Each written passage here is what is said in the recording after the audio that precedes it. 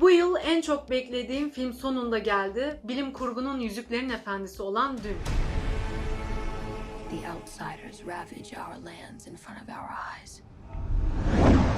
Bu ara bu iki evrenin kitaplarının da filmlerinin de karşılaştırılmasını pek doğru bulmuyorum. Çünkü ikisi de farklı evrenlerde geçiyor. Biri fantastik yapım iken diğeri bilim kurgu. Her neyse Dün filmini izledim ve bu yıl izlediğim en iyi film olduğunu söyleyebilirim. Bilmeyenler için bir hatırlatma. Dün 1965'te Frank Herbert tarafından yazılan bir bilim kurgu evreni. Bu evrende uzak bir gelecekte birçok hanedanlığın gezegenleri kendi emelleri için sömürgeleştirilmesi anlatılmakta. Çıkar çatışması halinde feodal toplumların birbirleriyle olan mücadeleleri de betimlenmiş. Hikaye Atreides hanedanlığının dükü olan Leto'nun Arrakis gezegeninin yönetimini kabul etmesiyle başlıyor. We are House Atreides. There is no call we do not answer. There is no faith that we betray. The Emperor asks us to bring peace to Arrakis. House Atreides accepts.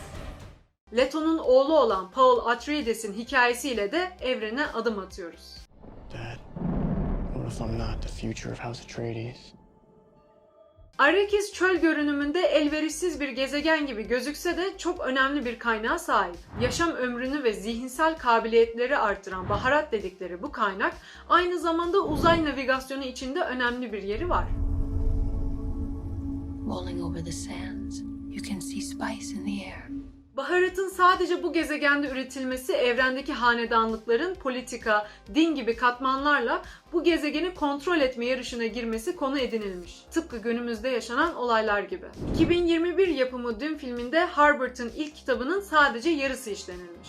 Dün'ün ilk kitabı yavaş başlayan, sonlara doğru ivmelenen, katliamları, savaşları artan bir eser. Bundan dolayı ilk kitabın yarısını işlemeleri hikayeyi bir sonuca bağlamamış. Yani kendimi filmin sonunda biraz eksik hissettim. Normalde filmler giriş ve gelişmeyi takip eden sonuç ile biterken bu film gelişmenin tam ortasında bitiveriyor. Aslında böyle büyük bir evrene ait filmin böyle bir rol izlemesi yanlış değil. Aynı şeyi Yüzüklerin Efendisi de izlemişti. Yalnız filmin sonlandırma işi daha başarılıydı. İlk filmin sonunda filme yön veren karakterlerin büyük yolculukları başlamıştı. Büyük bir dostluk bağı ile de filmi duygusal açıdan noktalamışlardı. Araştırmalarıma göre kitaptan çok fazla sahne kesilmiş. Ki bu iyi bir karar olmuş. Ben sadece ilk kitabı tamamen filme uyarlamalarını isterdim. Çünkü evet, yeni bir evrene adım atıyoruz. Ama bu film bana 2,5 saatlik bir fragman gibi geldi. Çünkü ileride daha büyük şeyler olacak. O yüzden ara ara sıkıldım ve bu beni gerçekten üzdü. İlk kitabın tamamı uyarlansaydı 3 saatlik bir film bile olsa efsane bir film olurmuş diye düşünüyorum. Senaryodan mı yoksa oyunculuktan mı emin değilim. İlginçtir ki karakterlerle bağ kuramadım. Mesela sevdiğiniz bir karakter öldüğünde ya da başına bir şey geldiğinde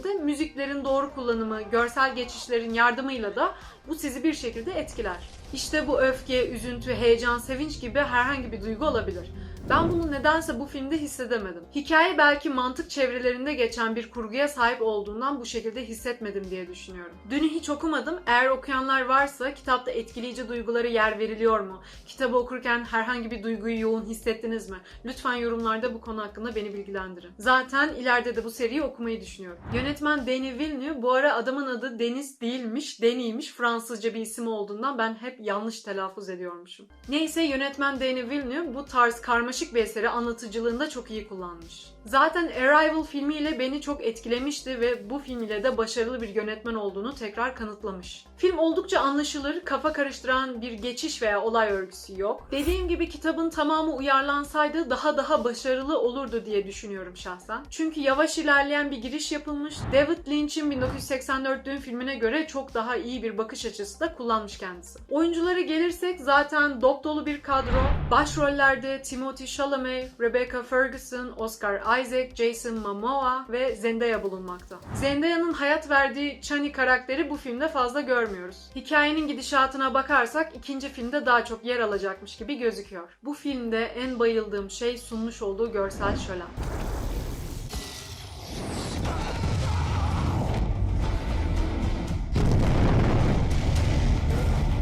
Başta biraz ön yargılıydım. İşte çöl gezegeni herhalde bunaltıcı, sıkıcı bir atmosferi olur diye. Ama yanılmışım, gerçekten artistik bir havası vardı filmin. Özellikle Dün'ün yerel halkı olan Freeman'ler olsun, Freeman'ler tarafından Shai Hulud olarak adlandırılmış kum solucanları olsun, bu sahnelere aşırı bayıldım. A great man doesn't seek to lead. He's called to it. Hatta bu solucanları ikinci filmde bolca görmeyi umut ediyorum. Resmen bilim kurgunun ejderhaları olmuş vaziyetteler. Evrendeki teknolojiyle beraber uzay gemilerinden tutun kostümlere kadar neredeyse her şeyin tasarımı çok üst düzeydi.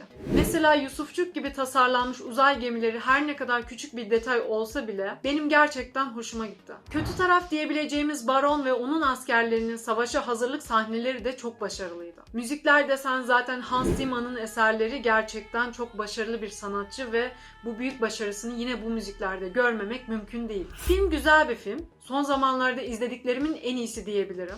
Efsane mi? Bu konu üzerinde düşünmek lazım. Çünkü bu sadece ilk film, bu bir başlangıç. Eğer sadece bu filmi baz alırsam efsane değil. Denis Villeneuve'ün kendi filmini Yüzüklerin Efendisi üçlemesiyle kıyaslaması pek doğru bir adım olmamış. Çünkü Düne'ün ilk filmi, Yüzüklerin Efendisi'nin ilk filmi olan Yüzük Kardeşliği'ne oranla anlatıcılık bakımından daha soğuk bir yapım. İki evrende gerçekten kendi alanlarında ilgi çekici. Hikayeleri karşılaştıramam ama sinematografi ve yönetmenin sunduğu bakış açısını karşılaştırabilirim. Yapım dönemlerini baz alarak ben bu konularda Peter Robert Jackson'ın Yüzük Kardeşliği yapımını daha başarılı buluyorum. Başka bir bilim kurgu eseri olan Inception, belki büyük bir evreni yok ama filmin çok üstün bir anlatıcılığı var. Zaten bu alanda adını duyurmuş Christopher Nolan tarafından yönetilmişti. Tenet de biraz bozdu ama hala iyi bir bakış açısı var yönetmenin. Inception efsane mi? Efsane. Matrix'in ilk filmi efsane mi? Efsane. Türü aynı olmasa da Yüzüklerin Efendisi, Yüzük Kardeşliği efsane mi? Efsane. Dün'ün ilk filmi beğendim. Dediğim gibi bu yıl izlediğim en iyi film olabilir. Ama şahsen ben bu filmin bir efsane olduğunu düşünmüyorum. Film uyarlaması çok iyi ama bir takım eksiklikler var. Eğer bu tarz bir tempo ile ilerleyeceklerse yani keşke dizi yapsalarmış. Toplamda 6-8 bölümde ilk kitabı istedikleri gibi işlerlermiş ve o zaman daha başarılı olurmuş bence. Bu filmi ve Game of Thrones'a, Star Wars'a ilham olan Düne'ün evrenini daha detaylı bir şekilde analiz etmek istiyorum. Çünkü değinmemiz gereken daha çok şey var. Hatta sinemaya gideceğim ve filmi bir daha izleyeceğim. Eğer sizin de imkanınız varsa kesinlikle gitmenizi tavsiye ediyorum. Çünkü bu film sinemada izlenilmeyi hak ediyor. Umarım ikinci film kesinlikle gelir. Eğer gelmezse kendimi kandırılmış gibi hissedeceğim. O yüzden ikinci filme kesinlikle ihtiyacımız var. Çünkü asıl hareketlenmeleri, akıcılığı orada yakalayacağız ve umuyorum ki bu filmden çok daha iyi olacak. Bu spoilersız bir ön inceleme videosuydu. Bir sonraki videoda daha detaylı bir şekilde Dune filmini hem puanlandıralım hem de derinden inceleyelim. Bu ara isterseniz bir önceki videom olan Venom'un ikinci filmi Let There Be Carnage incelemesini şuradan izleyebilirsiniz. Bir sonraki videoda görüşelim. Evet, ben gidiyorum, yeter.